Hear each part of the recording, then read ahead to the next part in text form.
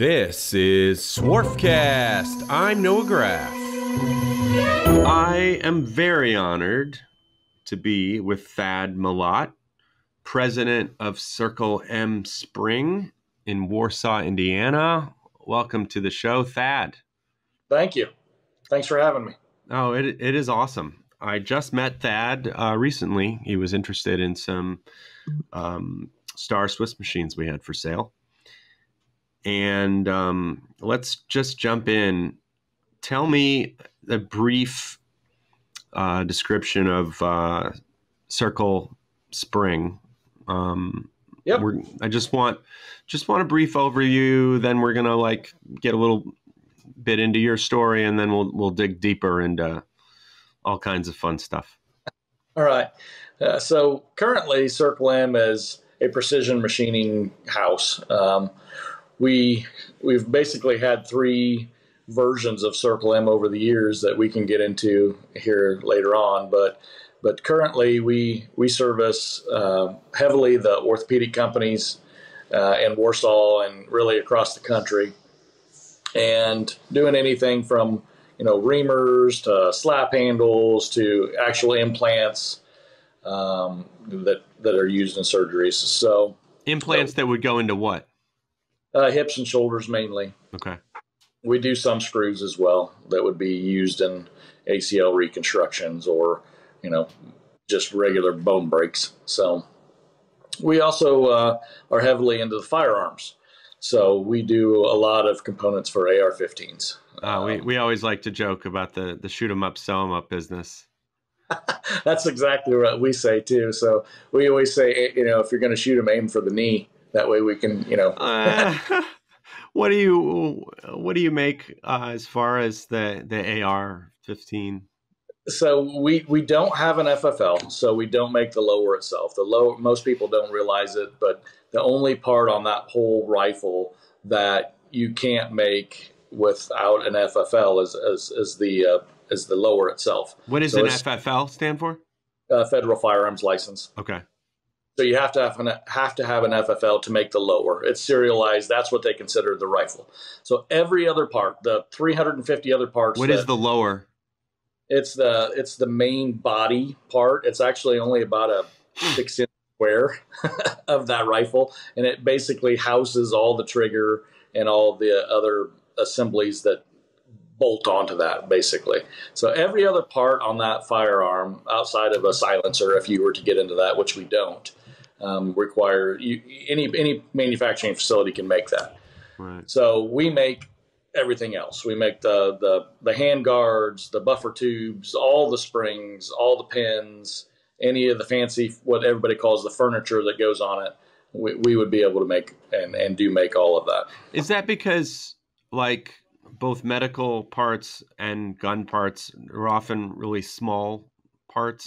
Is that why? It could be, for us, opportunity, to be quite honest with you. I mean, Right. We started as a spring company, so when we landed a government contract for some springs for the F4 or M4 and M16, when we started doing those, then the OEM guys started seeing that we could do those, so then they came to us with the springs, and then they said, can you do the pins? And then once we did the pins, they're like, hey, can you do this? And next thing you knew, we were doing most of it. And then the medical portion was just for being in town. When you're in Warsaw, and everybody comes, if you're manufacturing anything, you can cut steel, they're going to try to get you to run medical parts in Warsaw. So. Right. Because that was one of my questions I've been thinking about. A lot of people, they start a company and they go, medical that's the place I want to be. Right. You get a lot for your part. And, it's not like automotive where you have to make zillions. Yeah. So if, and I've interviewed other people who, maybe they dabbled in medical or they thought they were going to get into medical and it wasn't so easy. No, it's very, very hard. It's very, very hard. But if you're in Warsaw, Indiana, is it less hard? Quite possibly, just because people Give people, actually, before we go any further, give people a little bit of background on Warsaw, Indiana, as far as the industry there. Yep. So as you drive in any direction, any of the major highways that feed Warsaw, which isn't, it's not a giant metropolis by any means, but it's a decent sized town.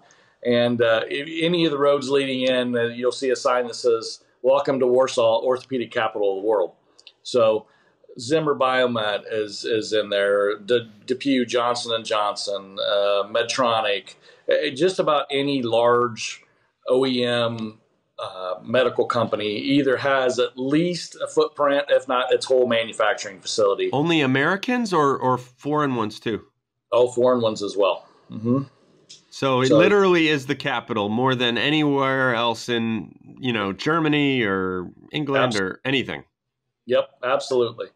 But the tricky part of it is, just to give you an experience of what we had to go through for our very first orthopedic part. So the instruments, they're not as hard to get into as it's an instrument. It doesn't stay in your body. It's not an implantable. The implants are very hard. So for us to get our first implant, it actually was a retaining ring that we still make today that goes and holds your hip or shoulder into place, into the socket. And we had to go through a 1.5 years worth of, once a week, they would send a representative 2 miles down the road to our building that would go over all of our manufacturing processes, standards, how we receive end product, how we do everything, audit it for literally a 1.5 years. It was from noon to 4 o'clock every Tuesday. He would come out. His name was Martin. Great guy, to help us make sure that we were doing everything to their standards.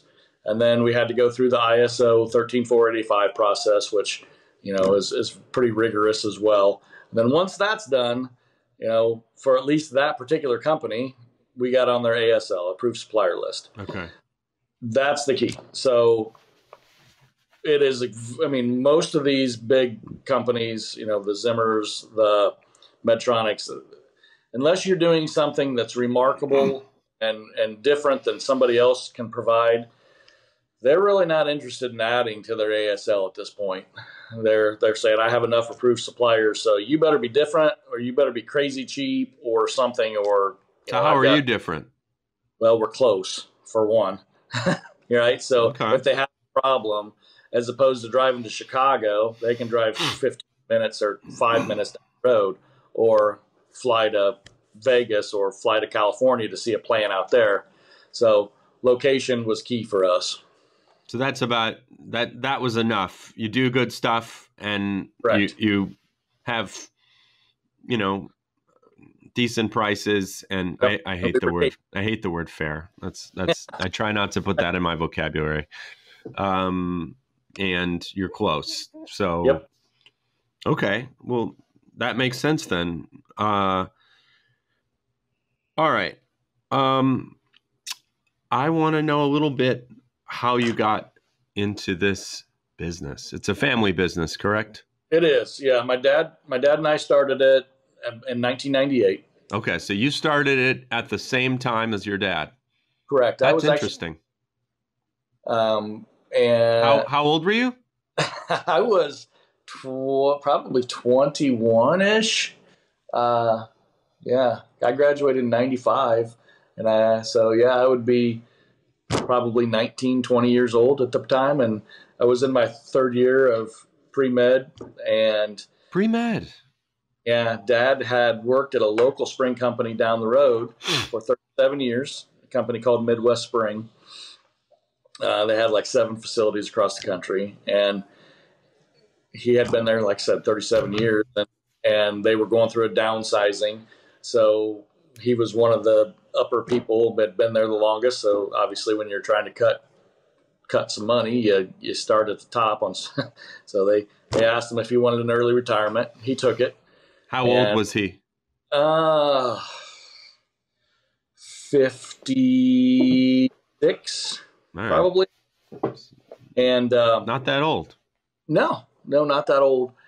So he took it and came to me when I was home on one weekend and said, hey, I'm thinking about starting my own business. I don't have a non-compete. Would you have any interest in doing that with me? And I said, well, what would I do? And he goes, well, you can start with sales. You can help me run springs. I said, okay, let's do it.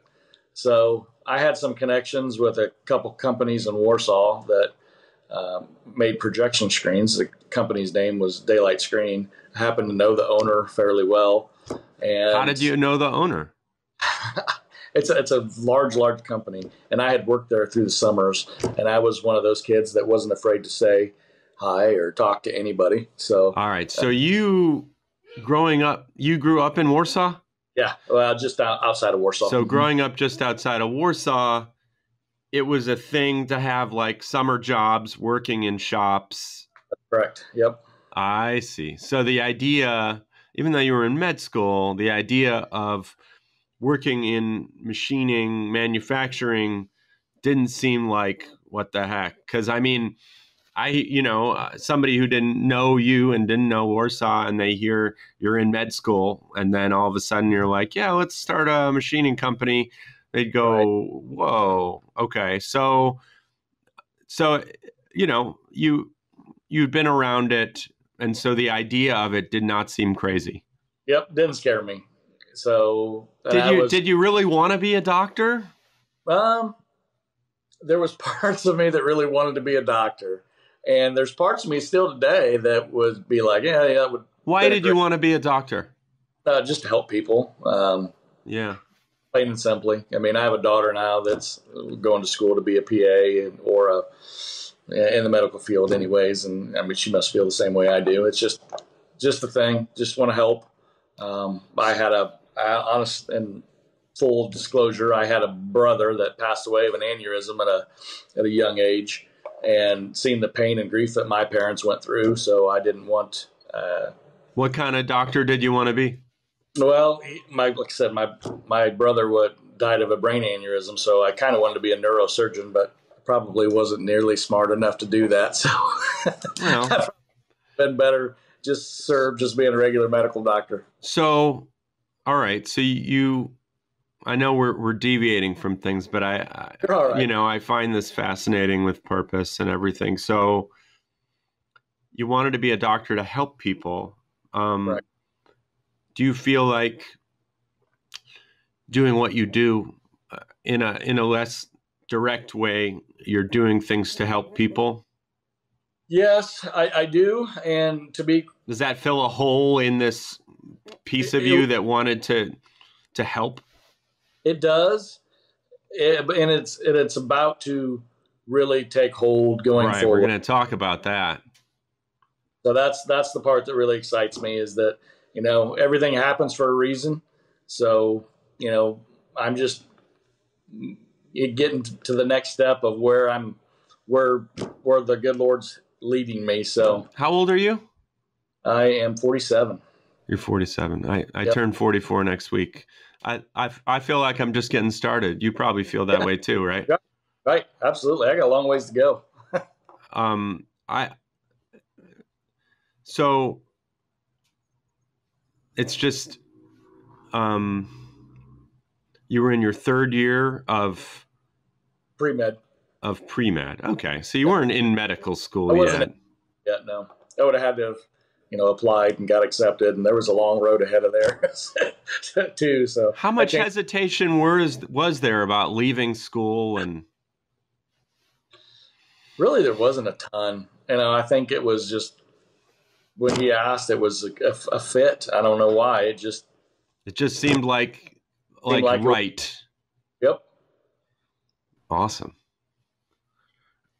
All right. So we touched on it. Just touch on it a little more of firearms business versus medical business. It sounds like you're saying they almost work hand in hand. Are there a lot of people who do firearms in Warsaw? No, we're the only one. You're the only one. That shocks me a little bit. As far as I know, we might be the only one doing both. I don't know. Because I know a lot of companies that do both. It's very it's not strange as far as we're concerned. As common as it seems. You thought that that was a sort of unique thing?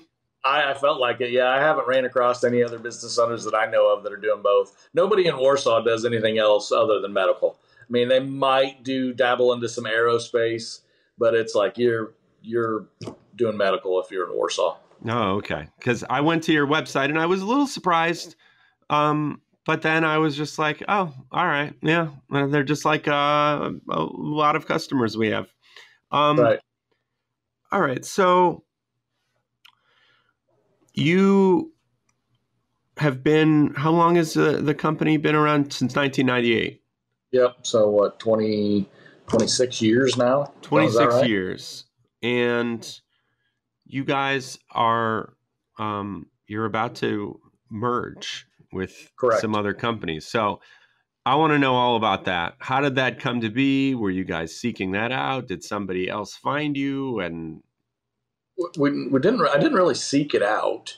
I have corresponded with one of the guys. Can you tell me? Let's tell me as much as you possibly can. It seems like you can tell some interesting things, and you can't tell everything yet. That's correct. So I can tell you that Rebellion Medical Solutions. What's the time frame? How long ago did this whole thing start? About 6 months ago, and we are nearing the very, very end. I thought all the paperwork was actually going to be done today. 6 months ago, somebody contacted you? That's it? Correct. Okay. So give me the play-by-play. So Brandon Miller was the contact, and he owns Rebellion Medical Solution, him and another guy. His name's Troy. And Brandon was a very high executive at Biomet. Okay. I don't know if you know who Biomet is, but at the time they were the second largest orthopedic company in the country until Zimmer bought them across town in Warsaw and made Zimmer Biomet. So when it was two totally different cultures. So Biomet was wear shorts to work, wear a Hawaiian shirt, come do your job. The owner, if he was flying to California, he would walk through the plant and say, "Hey, Jim, I'm going to California, for 24 hours. You got your bags packed. I'll take you over there. You can hang out when I go to a meeting." That was the Biomet culture. The Zimmer culture was everybody wears a suit and tie, very executive, very, hierarchy order. When the merger happened, the Biomet people, most of them were pretty unhappy because they didn't want to go to the suit and tie, everything's, all your T's are crossed and your I's are dotted. So Brandon was one of those guys. Did a lot of people leave? A bunch. Yep. A bunch of them took an offer to resign or retire or just quit. Interesting. So they weren't even that. Was Zimmer not even that concerned with getting the employees? They were just more like, we just want the business. They had their own, so they didn't need all of them. Yeah. So. All right. So this guy was at Biomet. He was at Biomet. He was a high-ranking executive there. Started his own company to do just design. So in the medical world, there's not per se patents. There is, but there's not. What they normally call them are 510Ks. And Brandon had experience developing and growing the sports medicine department or branch at Biomet. So he had a team of designers, team of sales, basically grew to this, $200 million branch that they ended up selling off.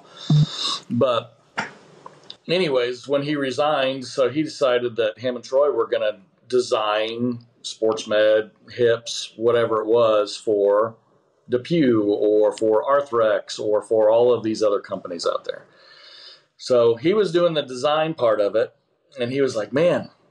So what exactly would these things go into? Paint me a specific picture. So they might come and say, hey, I need a total joint for, your big toe. And he would design that total joint, or what they do a lot of is he does sutures. So if you have a suture for an Achilles tear or a suture for a ACL, or any of that. So he designs all of those tools, fixtures, sutures. So he was like, I'm designing all this product. What I would really like to do is have some manufacturing. You know, I would like to have my own manufacturing. Basically, stop outsourcing and start vertically integrating. Exactly. So him and I had talked about that for several months, and then we ran into, he had a friend, so he would, when he was How did he know you? How did he meet you? Actually, I went to school with him. Believe it or not, I went to high school with him. He was on my golf team when I was growing up. Mm-hmm. So I had that connection with him. So he just called you up. He's like, hey, I'm thinking about getting into manufacturing. Yeah. Actually, what happened was we met on the golf course. So I coach golf, and his son is a great golfer. And so I would have practice at the golf course where his son was at. He was always giving his son lessons, and we would talk, and one thing led to another. Well, so now we're talking about the manufacturing piece added on to his design, and he knows how to submit to the companies that run the 510Ks and all the testing, and then get all that approval back. Well, then when he was at Biomet, he would go around to all of these facilities. So the Lakers, the Bulls, the Alabama football team. He hung out with all of these people to help them understand, what kind of sports injuries they were having and what they could do and he would talk to their surgeons, set in on some surgeries with the players or whoever to see, okay, like if we redesigned this tool to do this, it would help you. That type of deal. Was he a kinesiologist as well? No. Just smart. Just very smart. Yeah. Wicked smart. So over the years, he met a lot of people. Well, one of the people that we're merging with was a former NFL player and blew his knee out. And he actually, I believe, had some Biomet parts and ended up working for Biomet afterwards. Can you tell me who it is or no? Probably not. Okay, that's fine. I wish I could. Was he? How famous was he?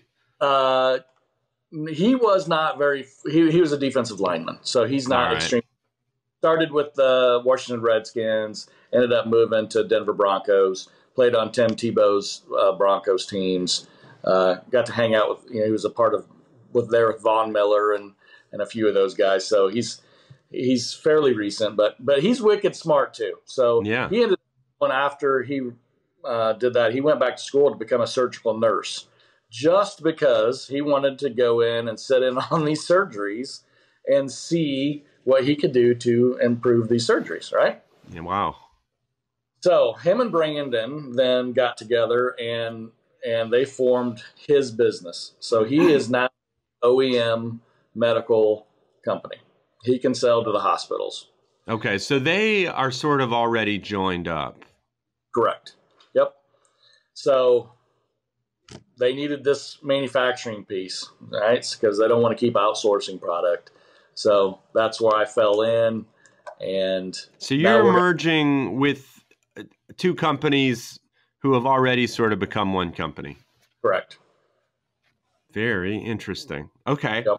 So tell me how that works. I mean, we've been involved now a little bit in the M&A space, both just selling machines with work on them and then also just, bringing over management and having them take over, et cetera. But we've never been involved in a merger. So, I mean, you've told me a little bit of background about the ingredients, but what's the process like? It's been kind of exhausting, to be quite honest with you. It's been a lot of meetings together, a lot of meetings with our attorney, just trying to get all the paperwork correct that his attorneys like and my attorney likes. Are attorneys just annoying as hell in this whole process? They're not necessarily annoying, but it takes longer with them involved, obviously. Yeah. But as far as the process itself, it's basically just getting in a room, deciding what everybody's going to do. Is this going to happen? What's the benefits for me? What's the benefits for you? What's the benefits for Brandon? And And then if we all like what we hear, then getting it down on a piece of paper that everybody can agree on so we can sign it and move down the road. Mm-hmm. So you have to decide things like corporate structure. Yeah, how the profits are shared, how much ownership one person gets. That's correct. And I guess also you just have to agree on who's in charge and business strategy. Yep. So what are the hardest things to come up with? Actually, it hasn't been terribly hard. Okay. It's been actually fun. It's exciting. But I mean, for instance, all of you guys are right now, you guys are all the boss. Right. So does one person then assume that role and the others not, or how does that work? We've got, a guy that's coming on board that's going to be ahead of our sales. We've got, a guy that's coming on to be the president, the CEO, and then the other guys in engineering. So it wasn't terribly hard. And then what are you? Well, I'm going to be the president. I'm going to be the president of the company. Same role that I have at Circle M. So you're the president of the whole thing combined now. That's right. And then the other two, they have ownership, but they have different roles. Correct. Yep. So Brandon's going to act as basically our CFO, and he's going to do some of the CEO roles as well, just kind of the overseeing. Brandon was the designer? Yep. The guy that was at Biomet. So he, like I said, he ran a $250 million company. So I trust him running mine. And then I'm going to have the day-to-day operations with all the manufacturing, be the president of that. And then the other one? And Jeremy he's going to be, still doing his role of getting our product to the hospitals. I see. And how do you, and of course you can tell me whatever you want to tell me and whatever, yep. How do you divide the ownership? Currently, I'm going to be 51%, and then the rest of it's all split amongst themselves evenly. Okay. And how does that work? Is it because you're bringing in more capital resources and that's how it worked?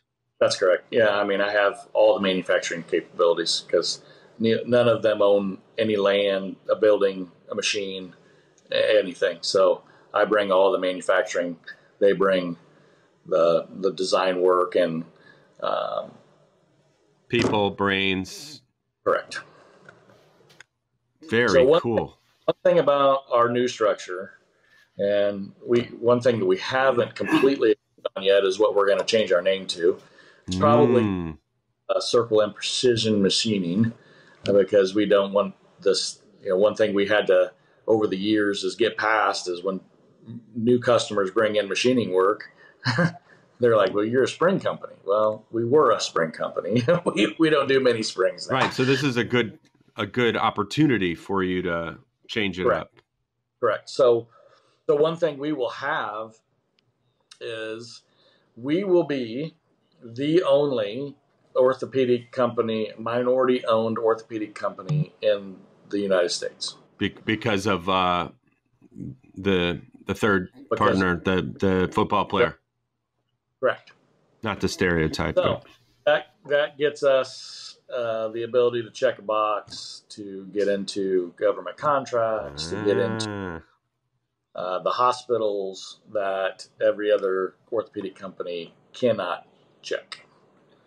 Interesting. Yeah. So tell me a little bit about that. You mentioned that when we were preparing about how you're going to be able to sell directly to hospitals. Flesh that out for me. Yeah. So detail, like tell me the parts you're making and the product it's going into, and then how you sell it to them. Like, give me I want to know the full process. So there's going to be a parent company that owns his company, my company, and Rebellion.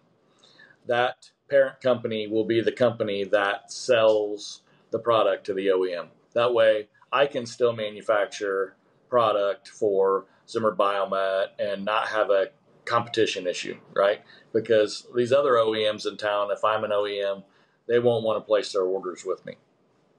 So it's going to be a separate deal. The parent company is the one that's going to sell directly to the hospitals. And you're the president of the parent company? Correct.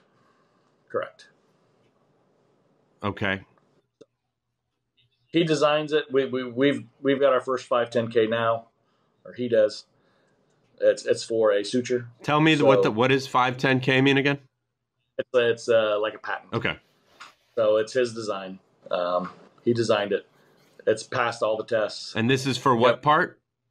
That's for a suture. A suture. Yep. So tell me, when I'm thinking suture, I'm just thinking something that you would use to sew something up. It's basically like that, yeah.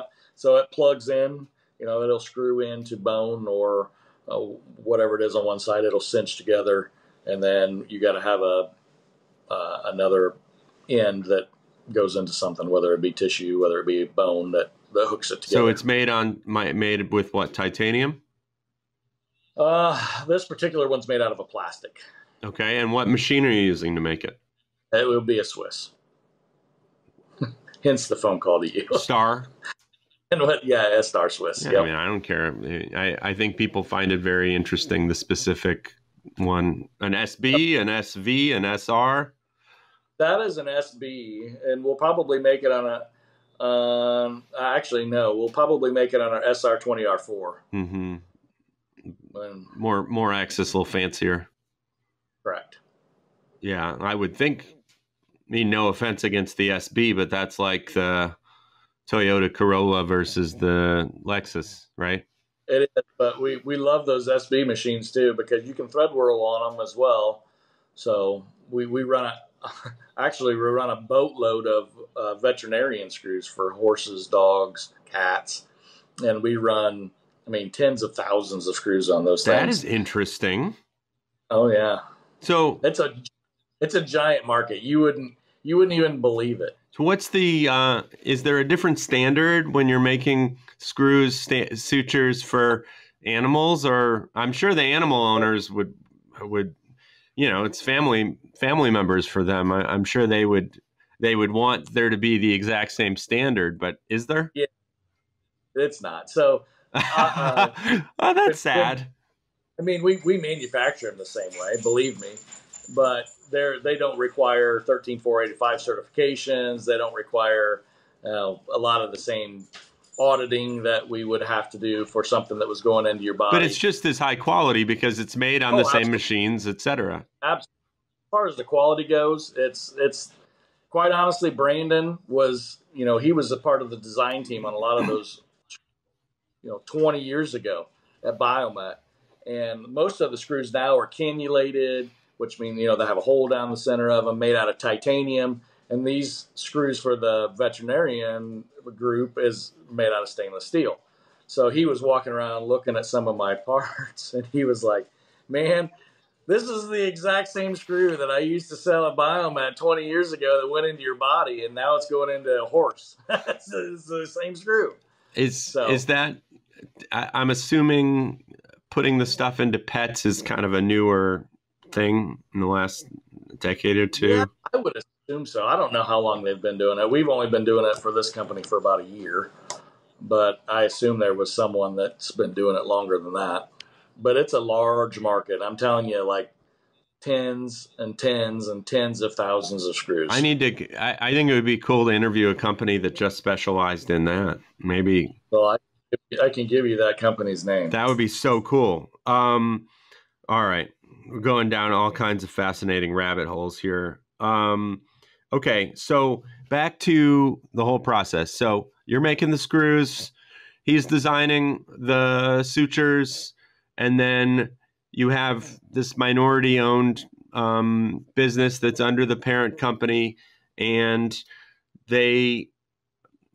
you're selling it directly to the hospital. Correct. And this is where it gets exciting for me, is because basically the sky's the limit at this point. So once we get all of this done, you want to talk about how I feel about, wanting to help people. Yeah. So, if there's a need out there, whether it be in, not just sports medicine, but, let's say, cardiology or, even sleep apnea or any of that stuff, we can design product, manufacture product, and with Jeremy's help, we can. So what's the alternative to just sell to like Biomet or to Zimmer or whatever, and then the hospitals buy from Zimmer? Correct. Right now, I'm a tier 1. I'm a tier 1 to everybody. Fascinating. Do some tier 2 work, quite honestly. Sometimes the tier 1s will be so overflooded with work that they have to come ask me if I can supplement some help. So we do that. So that makes us. But does a hospital feel more secure with a small upstart or a Zimmer? I couldn't tell you. I've never been on their end. Or they just they see your ISO and Right. Yeah, you have to be FDA certified. You have to be. So they figure because you're certified in all these things that you're just as good. Correct. And then there's less BS and red tape, and maybe you can do better. Can you give better prices than the big guys? Definitely give better prices, and because I would, it could go the other way around, right? They have the economy of scale, and maybe they could. Yeah, that's not the way it works in the medical industry. Once you become the big 50-pound gorilla, you can charge what you want. But fascinating. But we can actually prototype, do customs. So here's a fun little fact for you. Like if you were a surgeon and you said, I love this instrument. I just wish it had a different bend here, and I wish the handle was yellow instead of green. Zimmer Biomet will probably do that for you, and it'll be expensive, but the lead time on it might be, 16 weeks. Right? Yeah. Oh yeah. Or longer. I was about to say like a year. Yeah. But if they came to us and said, we want it a little different angle and we want it yellow, we might have it to you in 4 weeks. Interesting. So there's more, even though they have like so many more resources and theoretically could put it together so fast, they have so much bureaucracy and it's got to go through so many different things that so if you can just get a really good relationship with doctors or with the hospital or what? Both. The surgeons are the key, right? So the surgeons will go, I'm gonna go to Circle. These are my guys. Like I don't have to go to I don't have to go to Zimmer. Like I have the direct hookup and can talk to the people who are making my stuff. Is that basically like the huge advantage you have? Absolutely. That's way cool. Speed. Yep. Speed is. Are there any, but I mean, so I'm assuming there are a few other people who have things like you. Well, there's other OEMs out there, but like small OEMs, Oh yeah. So are you going to do a lot of advertising? We will. Yeah, we will for sure. And part of the reason why I can't really tell you who this other company is because he's currently negotiating with the city of Warsaw to try to figure out if he's going to relocate his business, which is currently in Kentucky. Why does he need to relocate his business? Doesn't need to, but it's the orthopedic capital of the world. So everyone wants, if you're a medical company, you want to have a Warsaw presence because everybody knows where Warsaw is if you're in the medical industry. I see. So even though, you guys are the hookup, it's nice for him to say, oh, we have a Warsaw office. Absolutely. And that's the reason why I'm getting the opportunity to do this is because my building is on US 30 road frontage right across from Medtronic and about a mile down the road from Zimmer Biomet. And you're going to be tier 2 as well. So you're going to supply a Zimmer or somebody like that? Yeah. We're currently tier 1 with Zimmer and Medtronic and all the other Stryker, all the other OEMs out there. Okay. What do you see as a bigger, more important part of the business? The new and exciting going direct to hospitals, or is your bread and butter still supplying to the big guys? Eventually, it's probably it's going to be a step process. So currently, it's still going to be, supplying to the OEMs, but 5 years down the road, that hopefully will be a far different conversation. Do they resent you because you're small and you can kind of Is it sort of cause a conflict of interest, or you don't really know? I don't really know, and that's why we have that parent group out there, is to keep away from that conflict of interest. What generally happens, there's startups all the time. So you develop, most of the time those startups develop product, go from a $5 million company to a $25 million company, and maybe to a $30 to $50 million company. And then at that point, one of the big guys, whether it be Zimmer or Medtronic or Stryker or somebody, they feel like they need that in their life too, so they go buy you. Is what generally happens. Okay, so that could happen. Could happen. So the parent company is the one that would deal with the Zimmer, and then Circle Spring would be the one that, or Circle Precision would be the one that deals with the hospitals, and that's how you navigate it? Be just the opposite. The parent company would be the one that does all the hospital dealings, and then Circle M would still manufacture for firearms components, still do small amounts of springs, any kind of precision machining, and also all the tier 1 orthopedic work. Fantastic. I know you got to go, so we're just going to wind it up with a couple other questions. Do you have any advice for people in the medical business wanting to get into it, or people in wanting to do a merger? Be patient. So with the mergers, it's not going to be as quick as everybody tells you it is going to be. I had a lot of people that I had talked with through this process, and they're like, "Oh, it's we should be able to do this pretty quickly." Well, it sounds like you have people that you already felt comfortable with.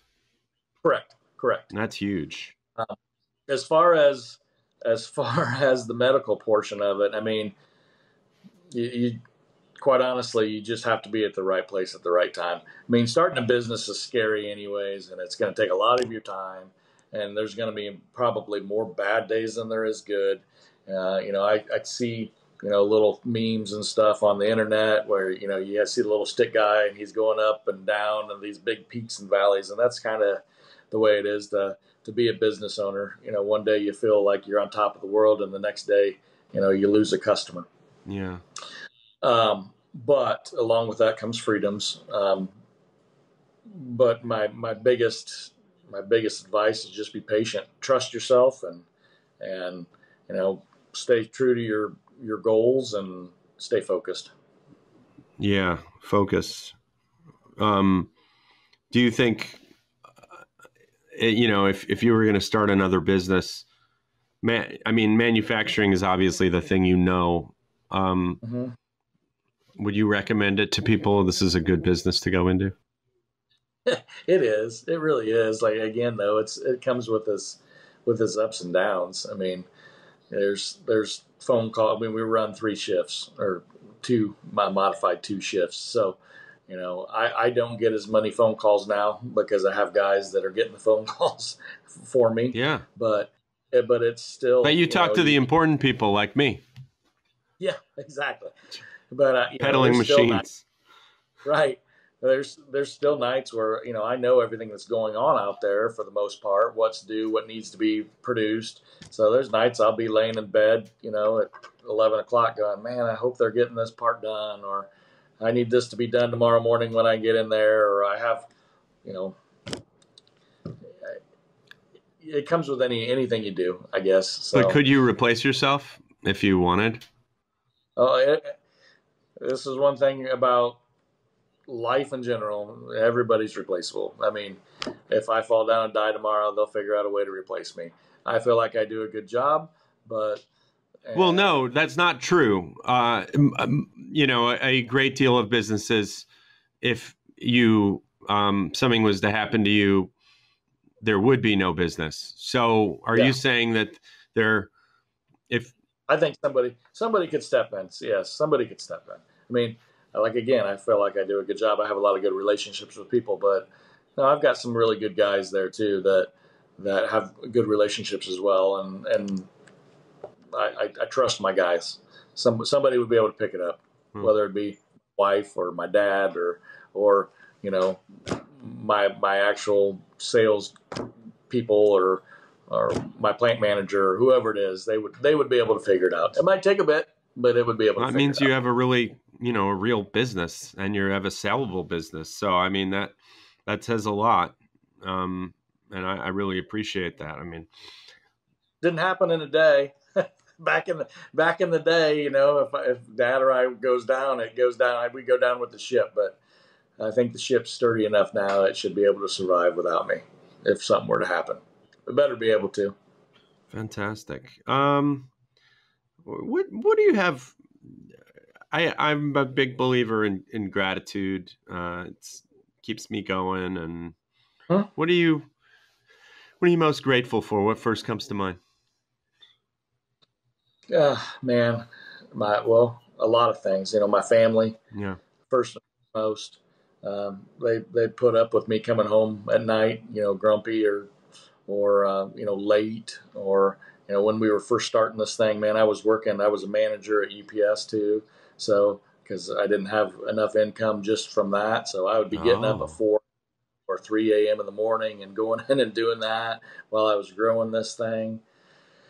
So all of their support's been great. The bank, we use a local bank, and I tell you what, my relationship with them has been God's blessing interesting. over, because as you grow, it takes money. So if you don't have the availability and you don't have the relationship with your bank to support you along that growth, you can get hurt really quickly. Along the way, um, we've had some huge pitfalls where the bank had to step in and really help. The firearms industry is kind of fickle, and we had a very large. I'll tell you, it was Remington. We had a lot of eggs in that Remington basket, and they filed bankruptcy, and they hurt us Do you still want bad. to stay in that game?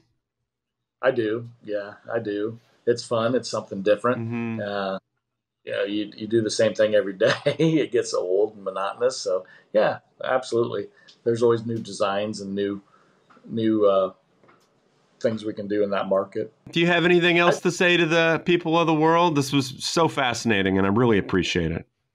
no, I think you covered it all. I mean, I appreciate your time. I appreciate the interview, and Oh yeah, we're gonna uh, get it out there. This will hopefully be, hopefully good for your business. yeah, And I really appreciate it, and thank you so much.